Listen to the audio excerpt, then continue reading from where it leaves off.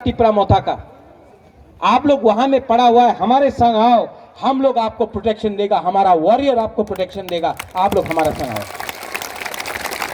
मत भूलो इलेक्शन खत्म होने के बाद सीपीएम और कांग्रेस वर्कर के साथ क्या होगा। आज के दिन सिर्फ टिपरा मोथा आपको प्रोटेक्ट कर सकता है। हमारा जो डिमांड है, हमारा जो बुरे लोग है, ये यूथ है, आपको बोलना चाहता हूं,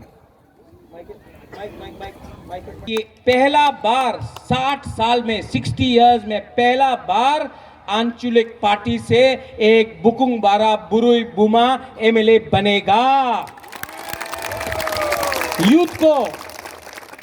यूथ को चांस दिया, इतना यूथ को आज तक किसी ने चांस नहीं दिया। आज तक यूथ सिर्फ मोटरसाइकिल में रैली करता था, नेता जो था उसको टिकट मिलता था। आज जो मोटरसाइकिल में है वही कैंडिडेट है। यूथ को चांस दिया इस बार,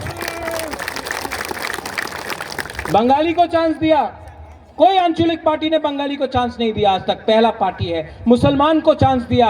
आज त्रिपुरा में मणिपुरी को, विष्णुप्रिया हो, मैतेय हो, ना सीपीएम ने ना बीजेपी ने एक भी टिकट दिया, टिपरा मोथा ने दिया।